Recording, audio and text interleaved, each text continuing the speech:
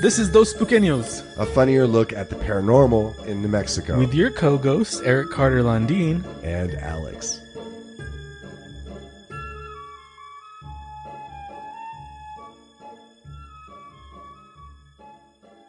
What's up, Alex?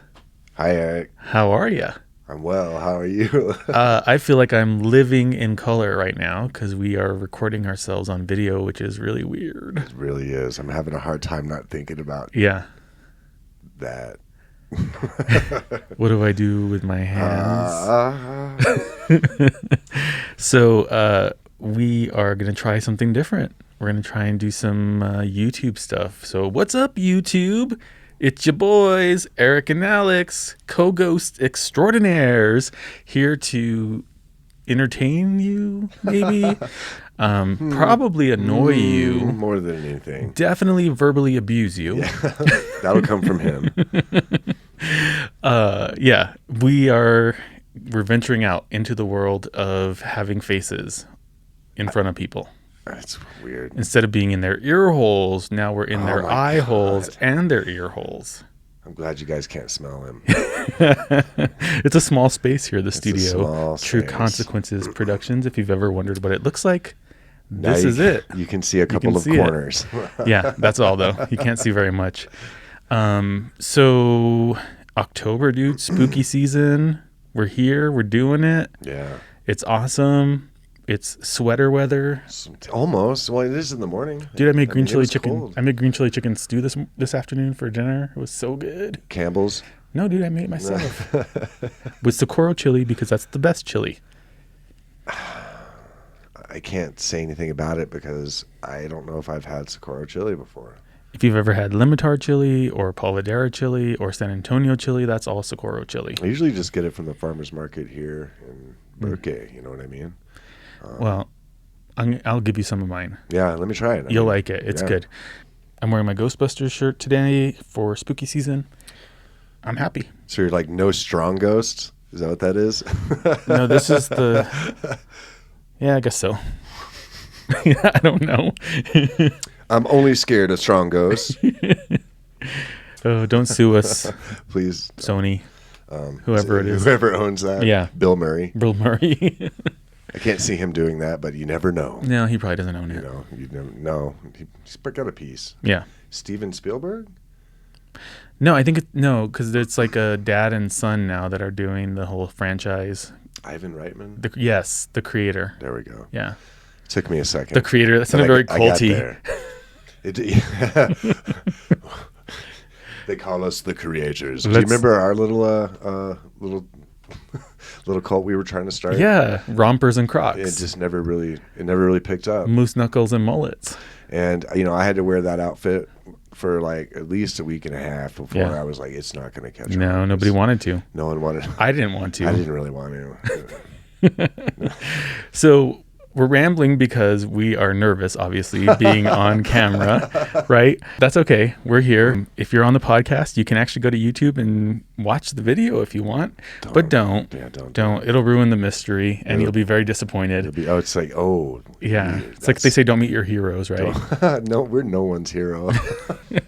All right. What do So we have to talk about? I'm sure we have stuff to talk about. well, we have to say thank you to our patrons, but thank you for being patrons. It helps us to does. keep the lights on in this place and And do things like do this things like now. this now. Yeah. Wait, What do I do with my hands?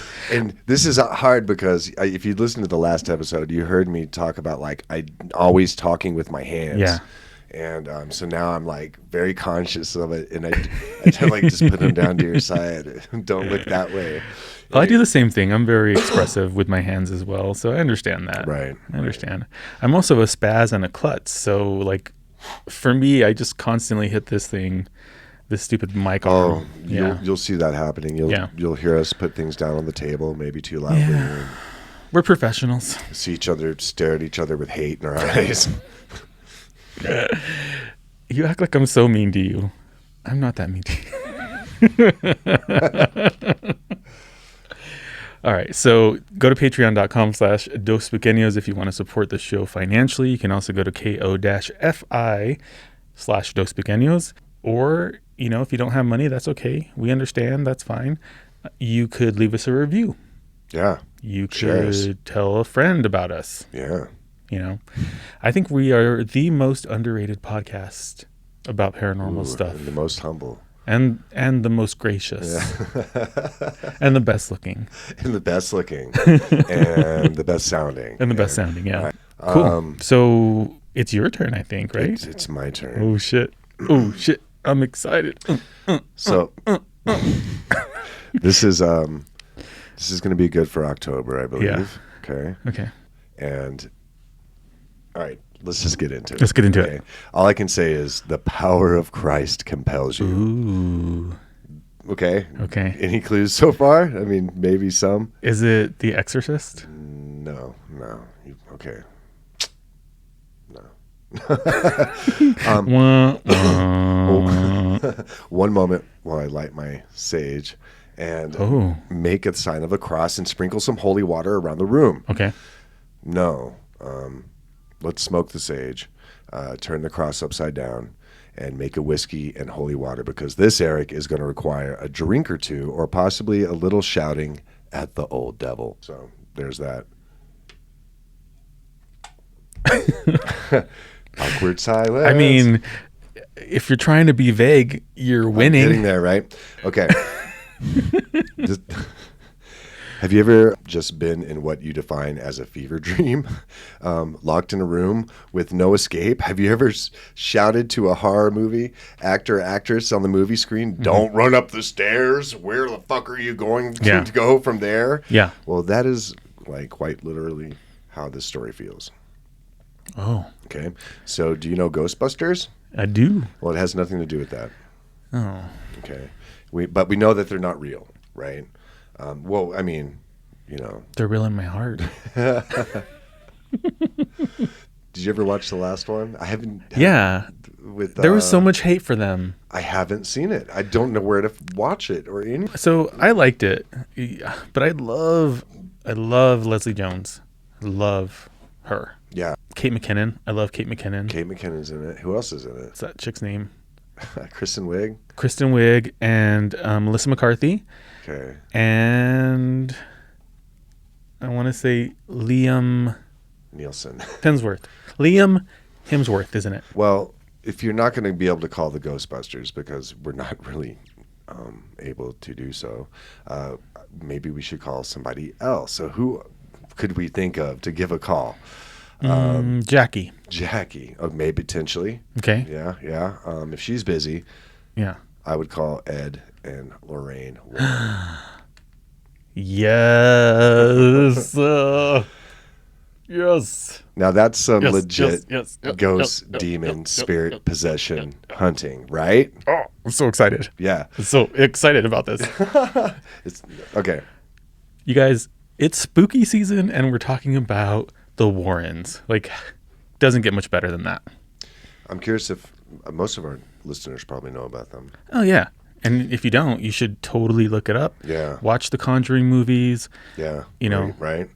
And this if you really are a huge fan of them, you might want to not listen to this episode.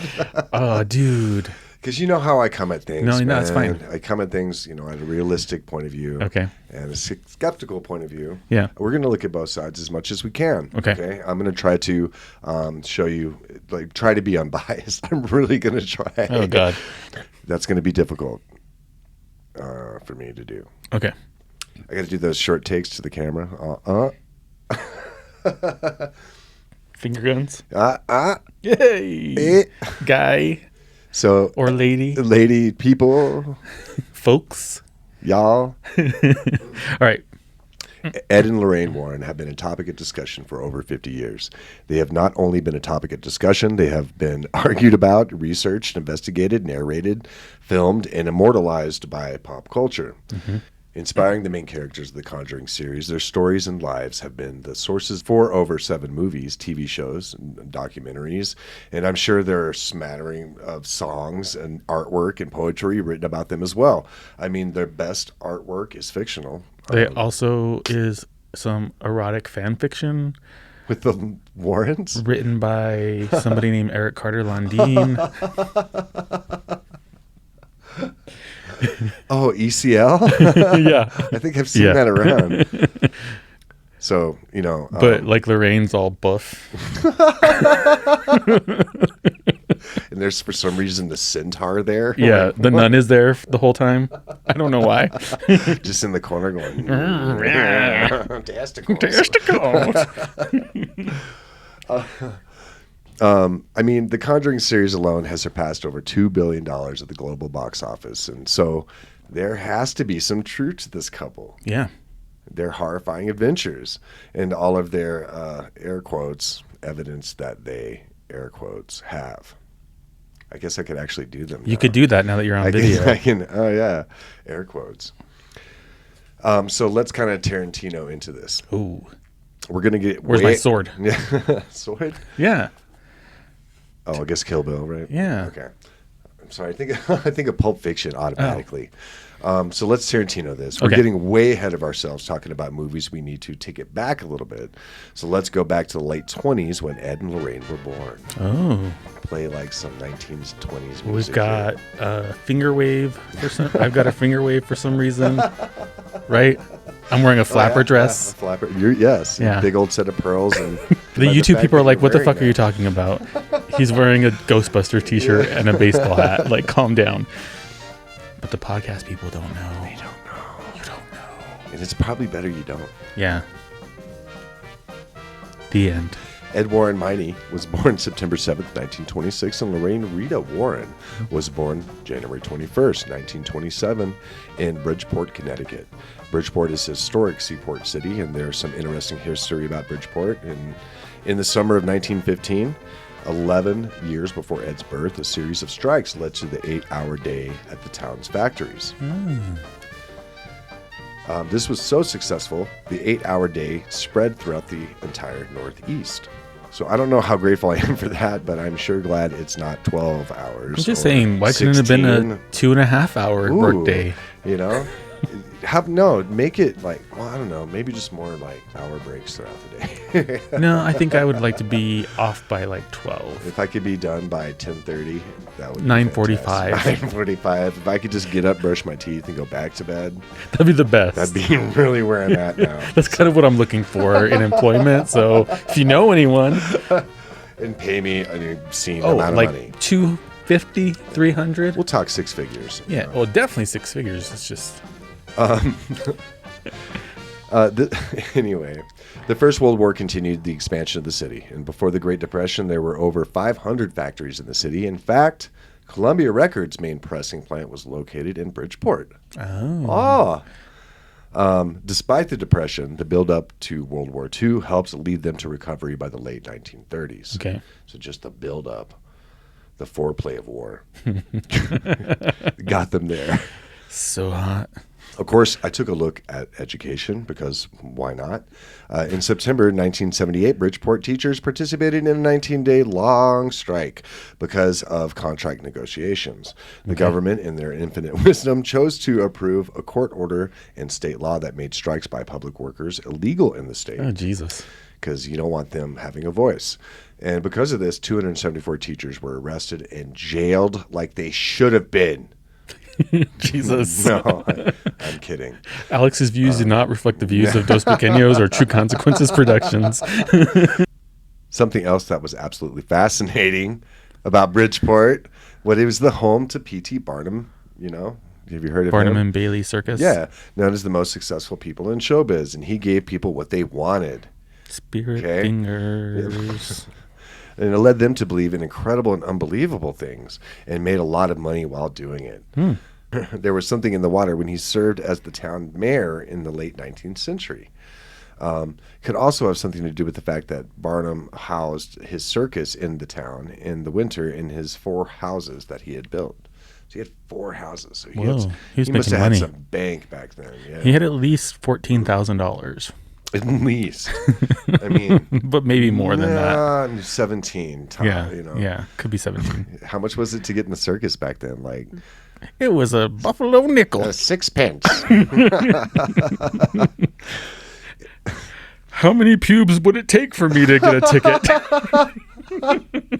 Oh, pubes. That'll be 37 pubes, please. Oh, Jesus. If you know anything about the Warrens, that's going to be interesting to you, okay? All right. And quite the coincidence, or... Is it? Dun, dun, dun. We didn't have to do the music. But if you don't know anything about the Warrens at all by this point, you will at the end of this episode, and you are for sure going to notice some tie-ins there. I'm just going to say this. Our listeners and now our viewers, they know who the Warrens are. Yeah, I think most of them would. Yeah. I mean, and if you don't, there's ways of you to find out. Yeah. They're like back in the day dildo baggins, but less dildo-y. So there isn't a ton about their early life. And from what we do know, though, Lorraine attended a Catholic girls' school in Milford, Connecticut, about 9 miles northeast. Ed Warren served in the United States Navy, enlisting at the age of 17 during World War II. Mm-hmm. So prior to enlisting in the Navy, Ed was an usher at the Colonial Theater. And at the age of 16, it would just so happen that Lorraine and her mother were regulars at the theater. And chances are, in 1943, they were attending to watch this is the Army, for whom the bell tolls, or even Casablanca. Okay. And something happened because Ed befriended Lorraine, and they began dating. I guess he offered her a little more than popcorn, if you... Oh, the old penis in the popcorn trick, huh? Womp, womp, womp, womp. Oh, what's this? Oh, I guess it's already there in my hand. I might as well. Do people fucking do that shit? I think sexual predators do that. Yeah, weird. I mean, maybe food. That's a little creepy. I don't know. It's a lot creepy. In 1945, Ed would be deployed for 4 months before his ship was sunk in the North Atlantic. After a ship was sunk, he headed stateside on what is called the 30-day or survivor's leave. They only give them 30 days if they survive something. They're like, figure that shit out. You get a month, man. Get it together. Now back to work. Get back on a boat. Yeah. Well, he was at home for those 30 days. He married Lorraine. Aww. And after Ed and Lorraine were wed, Ed went back to serve in the Navy. And around 1951, he finished his time and came home. Ed and Lorraine did what any good Northeastern Catholic family would do and have a kid. And her name was Judy. Oh, Judy. Now, here's the thing. Ed had just come back from the Navy, and he was already married. And they decided it was time to have a kid. And, well, it would only make sense that Ed would go back to school and further his education and get a good-paying job. No, that can't be right. Who the hell wrote this script? He went to art school, huh? Oh, yeah. And Ed enrolled in Yale's art seminary called the Perry Art School. So that was by our script writer. Thank you, JT. He threw himself in there. I'm going to let you guess what the subjects of his majority of his paintings were. I'm going to guess Excuse me. that it was... He was an aspiring manga artist.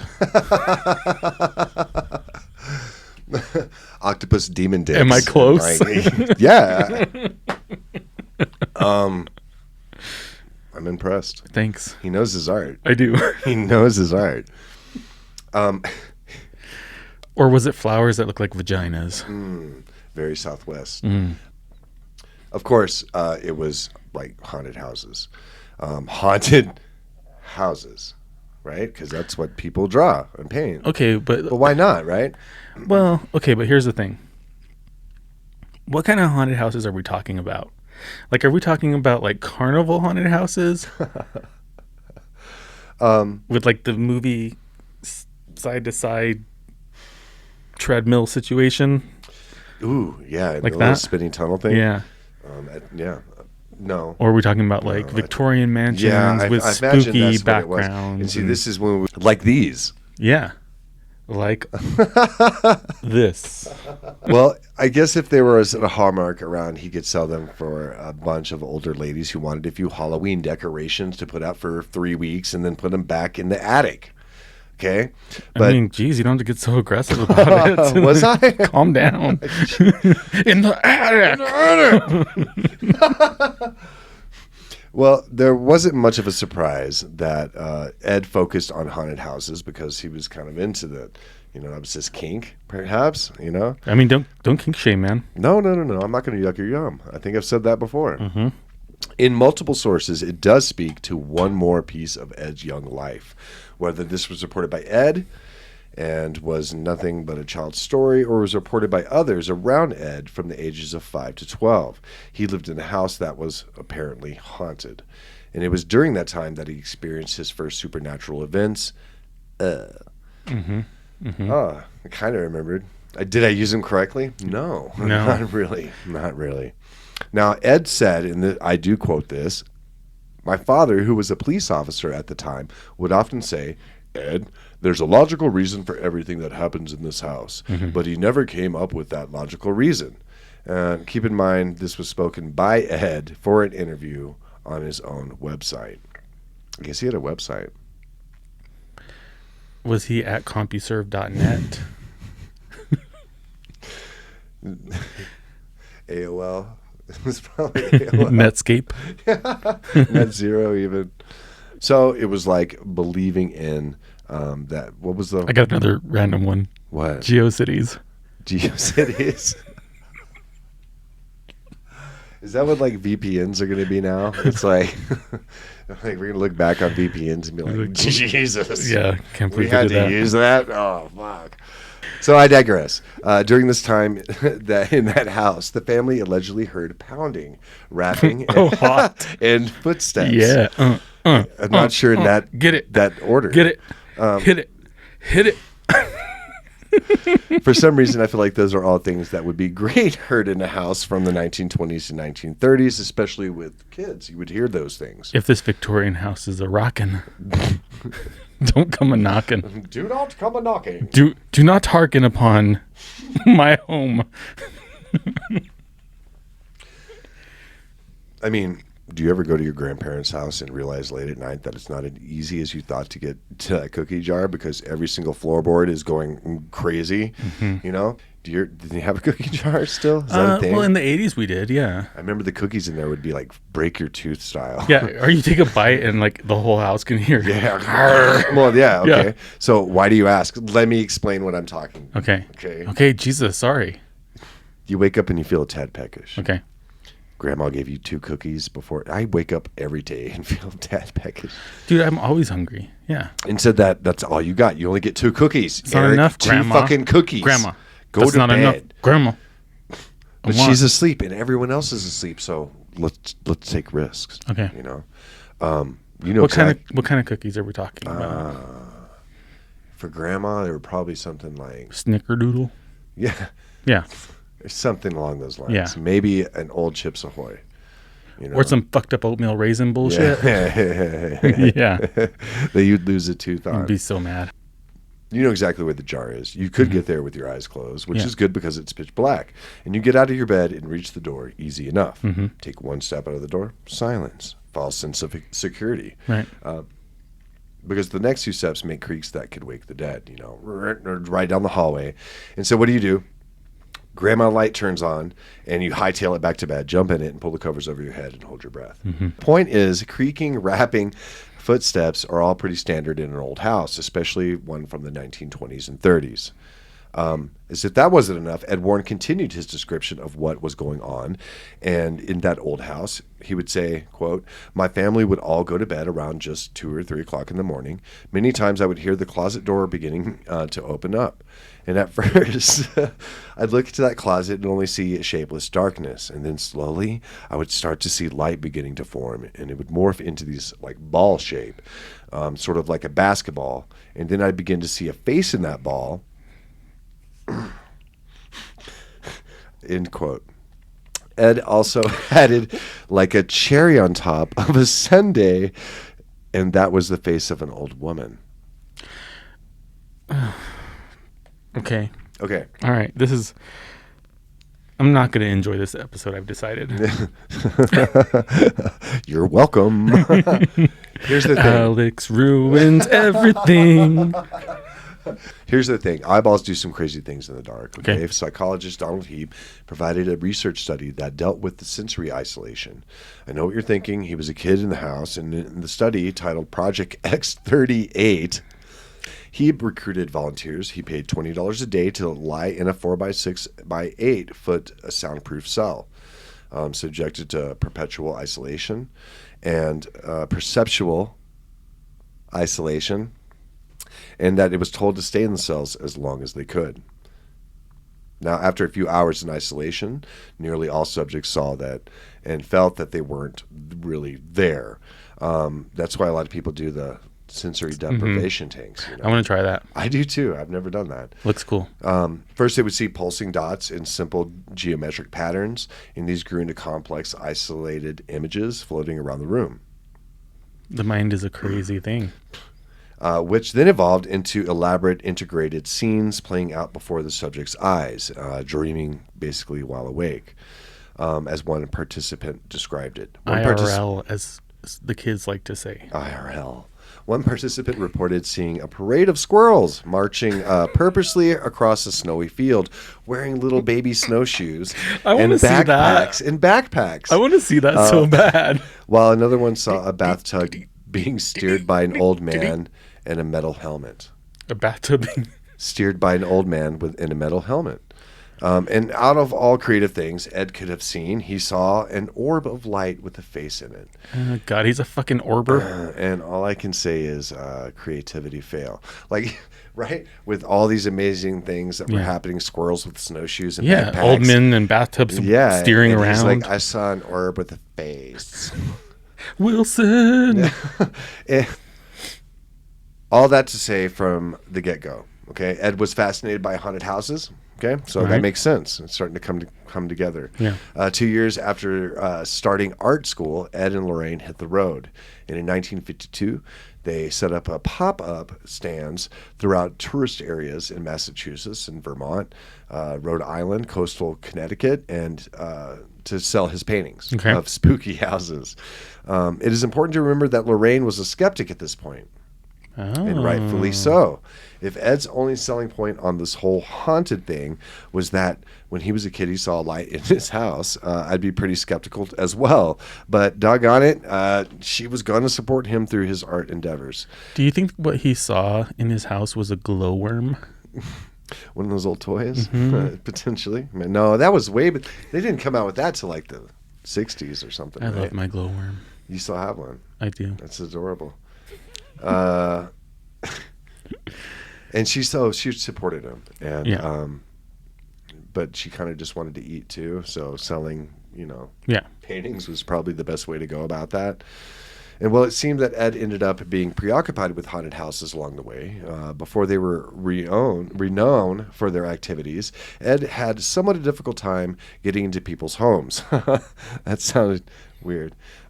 It's a little tough to knock on the door and say, "Hi, I'm Ed. You don't know me, and this is my wife, Lorraine. Look at my spooky pictures." Yeah, you don't know her either, but we hear your house is haunted. Can we come inside and investigate your entire life? And so Ed would cart Lorraine around whenever he heard of a home whose owners claimed it was haunted. Quote, "We were just kids. Nobody was just going to let us in, and we were curiosity seekers," end quote. So the grift began with the purpose of getting inside of the house. Did I say grift? You said grift. Ooh. Okay, first you got to get in their house. Okay. And then he started sketching the home. Quote, "I would do a really nice sketch of the house with ghosts coming out of it, and I'd give it to Lorraine. She'd go knock on the door, and with her Irish personality, she'd say, 'Oh, my husband loves to sketch and paint haunted houses, and he made this.'" Now you can see how it's kind of called a grift, right? Yeah. Apparently that worked. I'm not sure why. I assume that it was a product of the times, potentially. If someone came to me and said they sketched my house or they were across the street sketching it, I'd probably be on the phone with someone with my tax dollars that pay for them. Right, like police. Yeah. Right. Yeah. I guess he got enough evidence during his art escapades, because later that year he and Lorraine, still a skeptic however, started the New England Center for Psychic Research, otherwise known as NESPR. Good old Nesper. The primary goal of the center's creation was really like original investigate hauntings.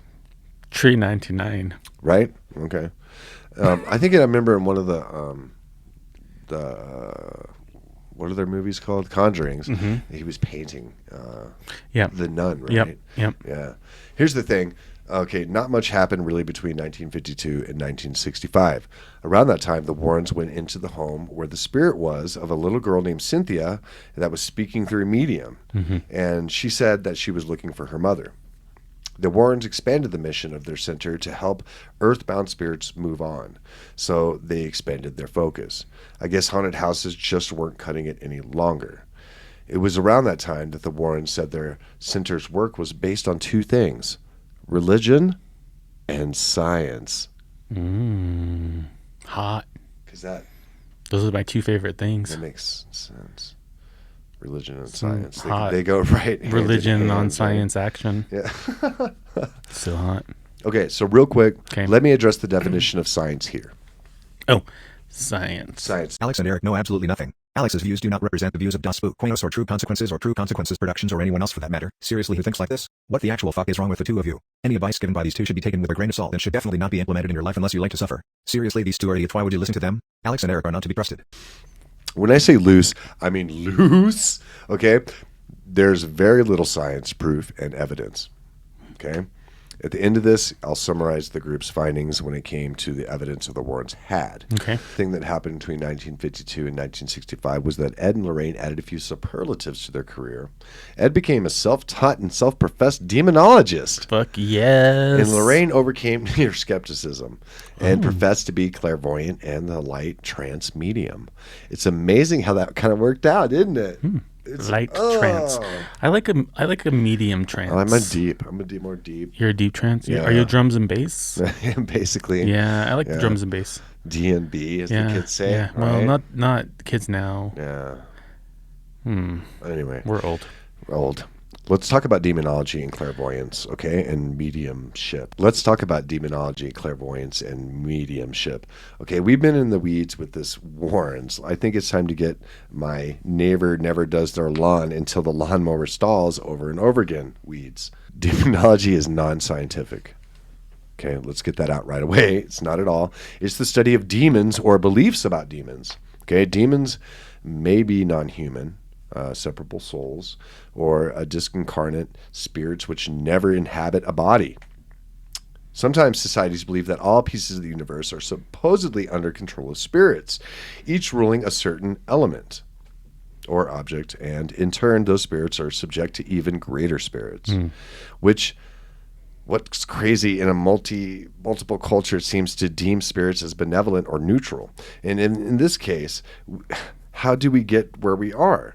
Demonology has pieces in Buddhism, Islam, Hinduism, Christianity, and more. And it's a little hard to believe that Ed Warren was like a self-taught demonologist. Yeah. And after just a few years, that's something that I would think would take a little bit longer, especially when it's, scientific at all. Like, he's a doctor in demonology. And then again, maybe it would be easy to become a demonologist. I haven't looked into it. It's probably just like becoming a minister on the internet. Watch. Look. Dude, let's Eric, become... There's a demon in you. Let me get it out, unless, you want it there. Let's become demonologists. Okay. Is Zach Baggins a demonologist? He's a demon yeller. What did he say in that last meme that you put up there? Oh, eat my ass, ghost. Eat my ass, ghost. I don't judge. Remember when I said that Lorraine Warren was a skeptic, right? Mm-hmm. Even after they opened up the NESPR, how the tides have turned. Eventually, right? I guess. She saw the money. Yeah. All of a sudden, Lorraine was a self-professed clairvoyant and light trance medium. And before I get into those things, let me just say this. It took me far longer to read about clairvoyance and light trance mediumship than it did for Lorraine to change her mind and determine that she could all of a sudden feel disturbances in the force. Ooh. Now, clairvoyance is the claimed ability, not proven ability, that... to be able to gain information about an object, person, location, or a physical event through extrasensory perception. Oh, I'm picking something up right now from the universe for you, Alex. But I don't want to hear it. Okay, let's see here. There's a woman, or maybe a man. Could also be a kid or a dog. It's a dog. I knew a dog. Yeah, and her name starts with a Bill. Rosie. Rosie. I knew it. Okay. Rosie said, "Fuck you, Alex." Oh, what's that pub? Okay, so it was the first credited to Marquis de Fezguier in 1784, and was reported ability throughout the late 19th to early 20th centuries. But that must have been easy back then to do that. Oh, to like spook easy. people if out. You were like the first people to kind of like pull those. Yeah, things you're off. like, yeah. Marilyn said, "Fuck off," That she liked your cooking, and you owe her 75 pence. Now pay up, Bitch. Bitch better have my money. None of this has been supported by scientific evidence at all. Even if you want to say clairvoyance is, a real science, it doesn't really fucking matter because science still considers it bunk. And this skill allows one to see into the future and sometimes maybe in the past, or see something happening like outside of one's body even. And in other words, it allows one to see whatever is necessary. I don't know. To see whenever it is necessary to see it. I don't know. Is that too much? Is that too meta? Well, I think it's, I don't know, man. It's like I have had experiences that I know. We've talked about that it. I can't discount. So, like, I appreciate the skepticism towards stuff like that because I am skeptical about like the TV psychics and the people it's that all are about their motivation. Yeah, right. It's about motivation. And so, but I think that they're like if you look at, and I don't know a lot about this, but this is just me being a guy who has a Google box. Yeah. Okay. Some of the quantum physics ideas that are all theories, but they're all kind of interesting to think about. And like the idea that maybe this is a simulation, like this existence, right? We got to do a show on that. Yeah, we should do. Yeah. That would explain things like supposed clairvoyance because maybe there was like a glitch in the matrix or whatever, right? I'm not saying I believe in that, but these are just these weird theories that are out there.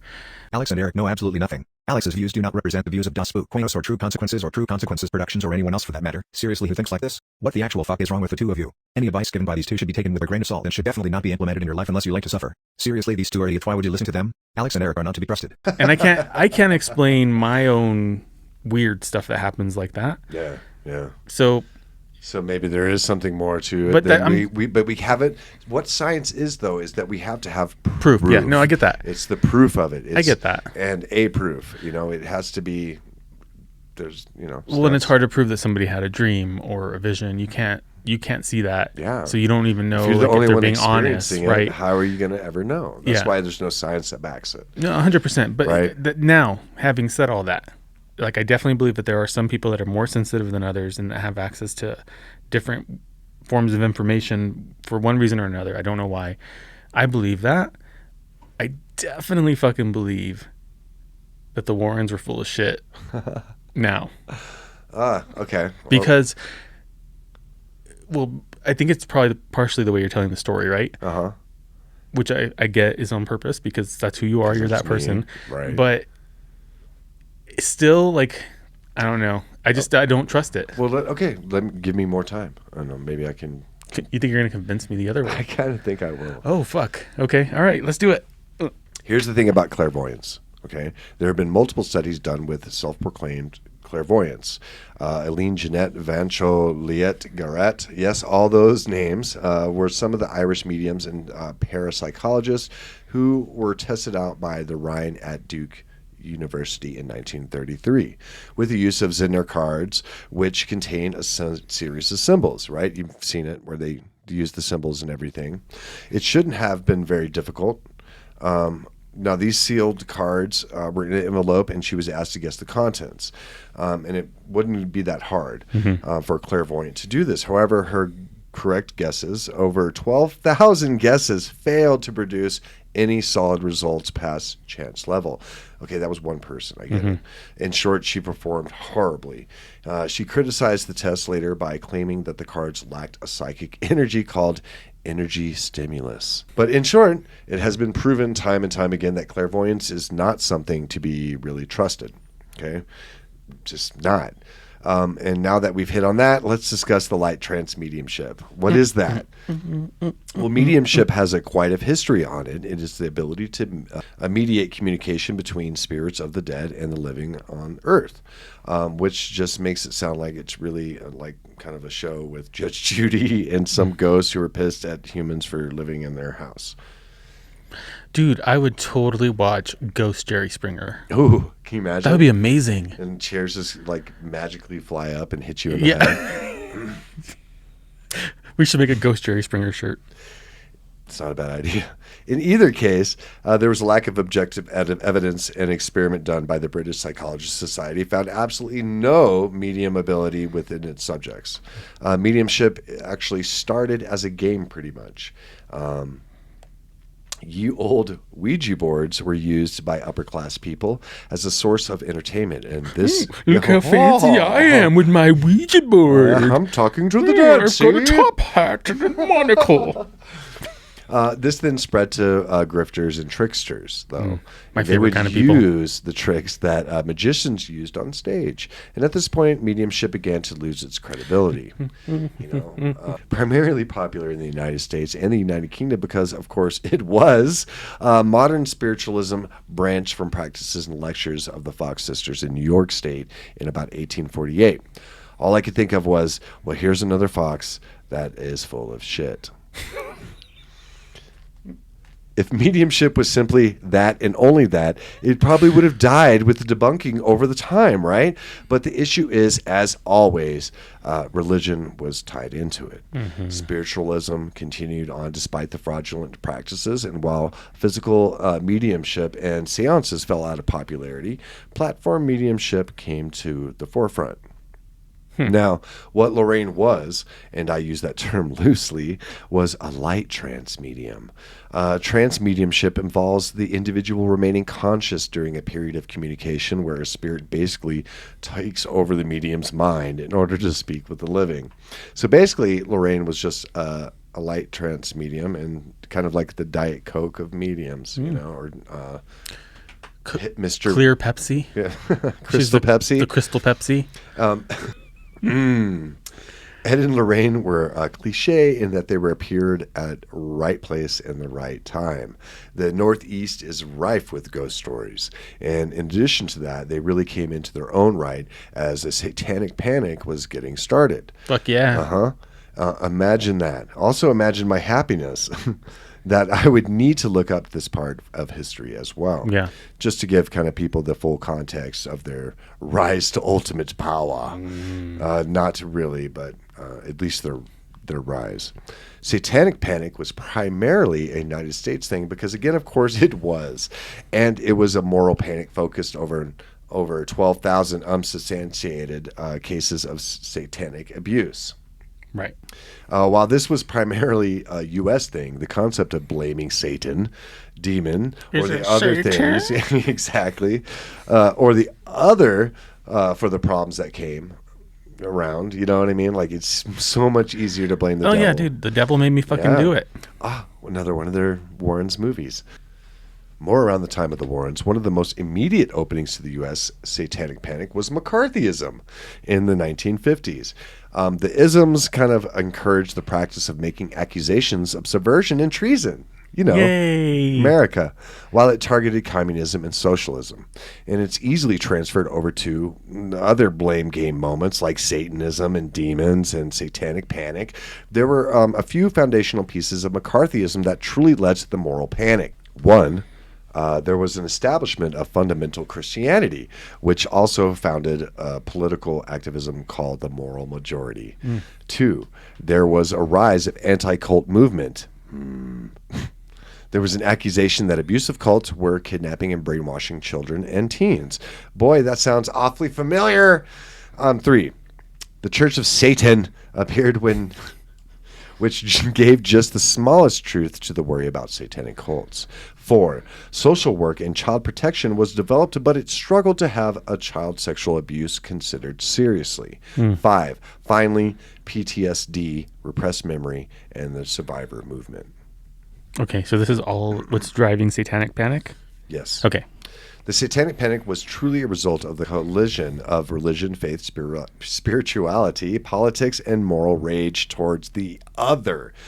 In an article called "The Psychic Who Made Bank Off the Satanic Panic," written by Shannon Robson, she mentions early pioneers in the 70s satanic panic era, a time when cults performing satanic rituals were supposedly, although without much evidence, thought to be a widespread problem. Lorraine and Ed capitalized on that trend and made a killing. Satanic panic and the hauntings and possessions that the Warrens dealt with, all conveniently located in their own New England backyard, mostly occurred in the 70s and 80s when fears of the occult and devil worship bubbled onto the national scene as never before. Did you ever get told, like when you were a kid, that if you play records backwards, they would be like devil messages? Yeah, I absolutely remember that. Yeah. And there was satanic panic when I was living in Colorado Springs back in the 80s. Real worry about things, kids being took up and stuff like that. So as the panic took hold in the United States, Ed and Lorraine Warren were gearing up for their many well-documented experiences. And honestly, I'm not even sure what to call them. Grifts or kind of jokes or events. I don't know. Right. And I told you guys at the beginning of this fucking thing that if you like the Warrens, you probably didn't want to listen to this. Right. So in 1968, 2 roommates claimed that their Raggedy Ann doll was possessed by the spirit of a girl named Annabelle Hodgins. Okay, and honestly, with the way Raggedy Ann looks, any of those dolls could have been possessed. 100%. My buddy was trying to kill me. Oh, you had My Buddy? I did. Did you really? Kid sister. Oh, you had the kid sister No, I had too? My Buddy. Oh, okay. Anyway. Wherever I go, he goes, my buddy. It's in my head now. My buddy. And me. My buddy and me. And then we go, kid sister. Kid sister. Anyway, now you're singing it in your head, and you probably won't hear this next line. Your face. There isn't much more else to this story. Okay. Really, that's it. For Annabelle, that's honestly the end of that story. The end? Possessed doll, and the Warrens took it. They told the roommates that the doll was being manipulated by an inhuman presence. And what I think happened was that Judy wanted a doll, and the Warrens just didn't sell enough of the Ed's paintings. Cue the old, we don't have enough money for our old doll for our bratty daughter who wanted to shut her up, so we decided this dolly, when we saw it at the window, was haunted. Tale as old as time. Oh, yeah. I just did that yesterday. A little while later, in 1971, there was a home that the Warrens said was haunted. This home was located in Harrisville, Rhode Island. Now, admittedly, a lot of homes in Rhode Island are old and creaky and not really haunted because, anyway. The family that lived there was the Perron family. Perron family? Yeah. And the Warrens continued to oversell the story, saying that the house that they lived in was haunted by a witch that had also lived there in the early 1800s. And they called this witch Bathsheba Sherman. That's your drag name. Here we are. And they came in the 1970s, and they kept some things specific and generic, and they also chose the correct things to do. So one of the most famous events the Warrens investigated was the Amityville Horror House. And this is such a fascinating case primarily because it probably didn't even really happen. In 1975, in New York, George Cathy Lutz claimed their house was haunted by a demonic presence that was violent and drove them out of their homes. Now, this tells me that they were susceptible to suggestion regarding demons, possession, or haunting because, well, for some, they would say, well, the obvious means that it's not just the Warrens suggesting the haunted nature of the home, okay? It's because they lived there previously. See, that happened. Here's the funny thing about the haunting. Author Stephen and Roxanne Kaplan, who wrote the Amityville Horror Conspiracy, said this entire thing was a hoax. In return, Lorraine told a newspaper reporter it wasn't by doing her best. No, it's not. You're wrong. Yeah. No, it's not. Excuse me. I'm a clairvoyant and a light trance medium. Or- so It's like your best, like who knows better, me or you? your mom middle school comeback, you know? I know you are, but what am I? The story was absolutely refuted by eyewitnesses and more, including forensic evidence. In addition, in 1979, a lawyer by the name of William Weber said that he and the occupants of the home invented it over many bottles of wine, quote unquote. So who are you going to believe, right? The grifters, the lawyer, it's kind of a lose-lose now at this point, I'd say. And it sounded so much better in my head and in movies. Yeah, so you got my hopes up and then you smash them into the Fuck, ground. I do that, don't I? You do. In another case that was blown away by out of proportion, let's talk about the poltergeist case, the infield poltergeist case. Oh, the infield haunting. In 1977, 2 years after Amityville case, Ed and Lorraine were looking for a doozy, and they found one in North Any London. doozies? You got any doozies? In North- Anybody have a doozy here?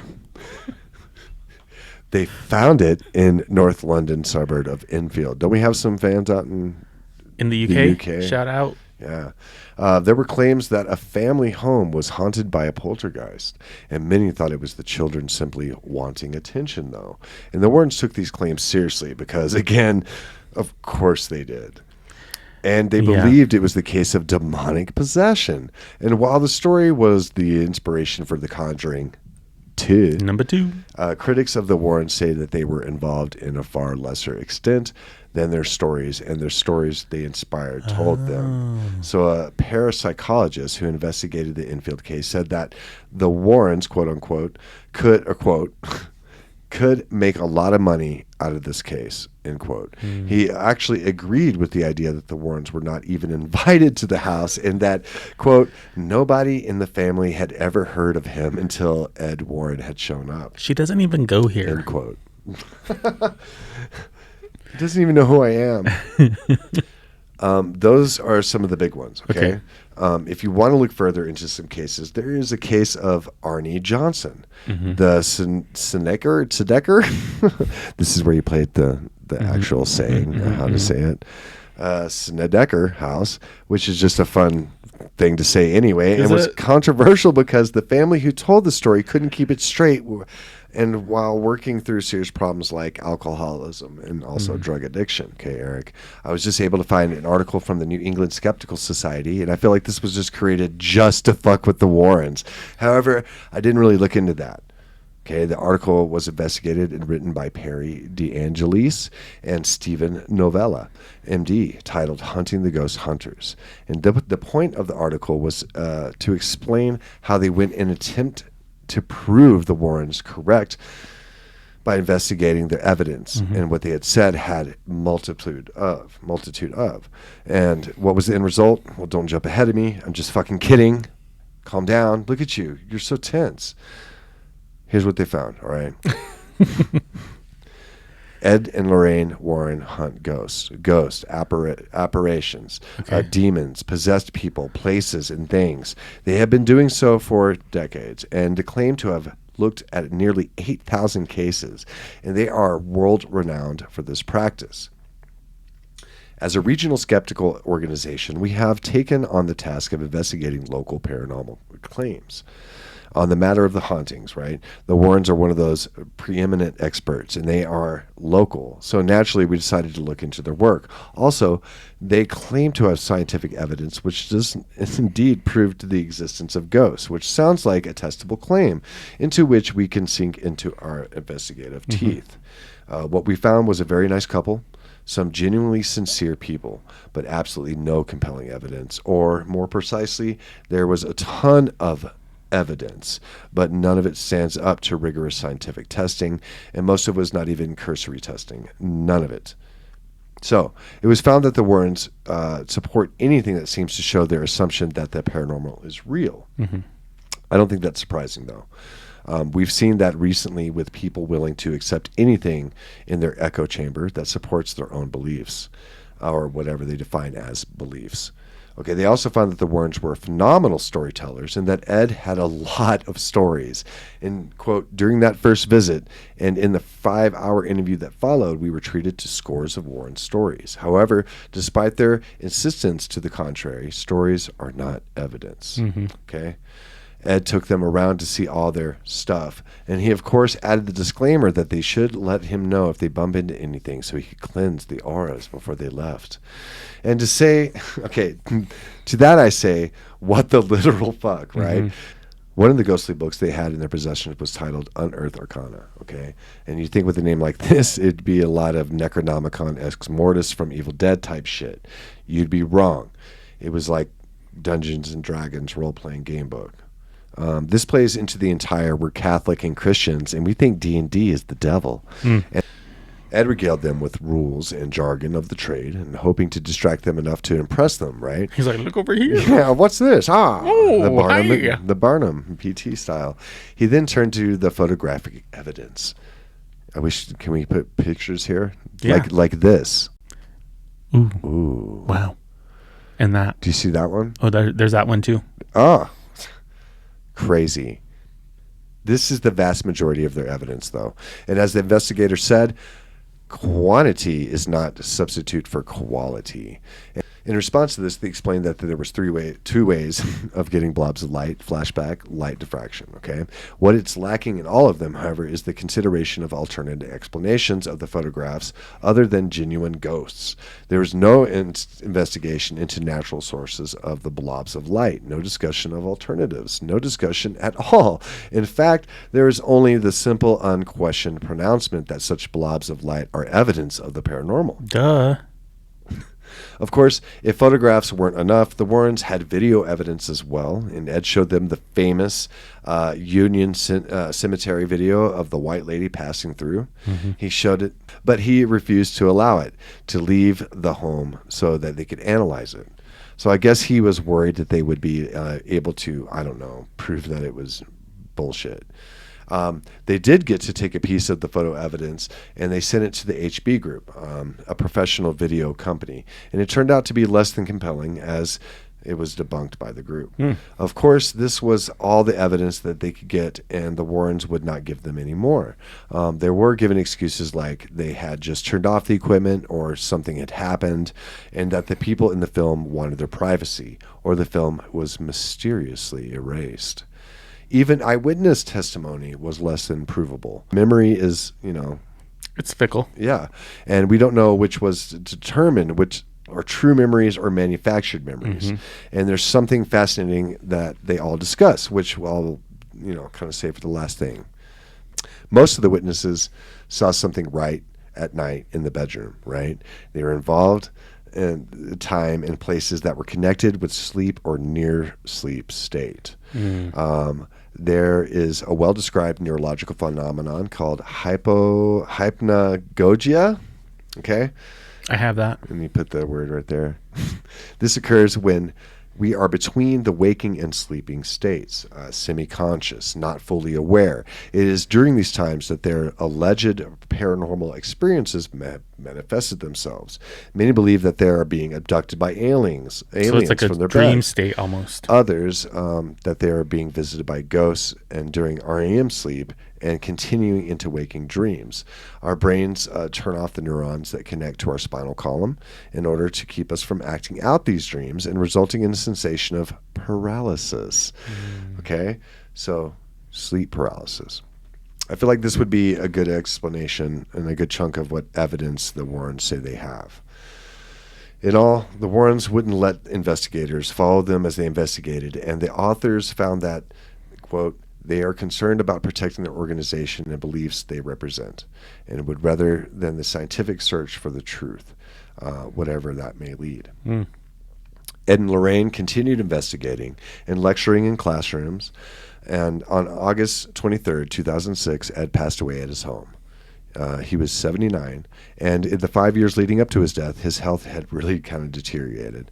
And this was after he had said that to have collapsed in 2001, and when he was opening the door to let his cat in. Even though they had restarted his heart, he was in a coma for 11 weeks. Whoa. When he asked about this, his son-in-law said that his hospital explained that Ed wouldn't last 24 hours. And he said, quote, "I know I'll be going to a beautiful place, a place so spectacular it defines words," end quote. In my opinion, for the years of grifting and lying and using satanic panic and religion to push their agenda, they should be forced to walk the earth to try and prove that the supernatural are real, only to be disproved and unbelieved by the masses. Well, that's harsh. Fucking dark. Harsh. Yeah. 13 years later, on April 19th, 2019, Lorraine Warren passed away in her sleep. She was 92 years old. So, what can one say about the Warrens? I think I know where I stand. Not often. I sit or lay down or perhaps take naps. I like naps. And choose between to believe the science and investigations into the Warrens rather than the Warrens themselves, right? Here's the thing. If the Warrens wanted to be believed, or they wanted to ensure that they could prove the existence of the supernatural, demons, possessions, or the like, you would think that they would want to actually circulate the legitimate evidence that they claimed they had. No. Why not? Because they know they're fucking faking it. And so if people just barely look at it from the surface, just like with Chupacabra and everything else that we've looked at, you just barely scratch the surface and you see that shit is full of holes. Yeah. And so they're not going to sell more or do better or because they're being honest, because they're not. But you would honest. think they would be if they were. If they were real. Claimed. If they were real. Yeah. That just gives you more questions, right? Way more. Yeah. I mean, I like the movies. Oh, me too. They're very entertaining. We're the creators of our own universe. Right. We make our own luck, our own existence on this earth. Mm-hmm. And if the supernatural beings are what you choose to believe in, then kudos to you. You live that life and you make it part of your story. In the end, I kind of believe in ghosts, not really at all. But I believe that ghosts, we're the ones that we create them ourselves. Okay. The ghosts that haunt us, right? We are the makers of our own supernatural. Oh, Jesus. And just like the Warrens, we create our own stories. And although we may be believable, they are just that, stories. And that, Eric, is the tale of the Warrens. Dude, you're such a wet blanket. Yeah, I know, man. Here's the thing. If they're not, I think they're pretty used to me being a wet blanket at this point. Like, give me a belief and I'll question it. Yeah. Kind of a situation. Yeah. And I knew I was going to do that for these guys. But it was one of those things too. You want to.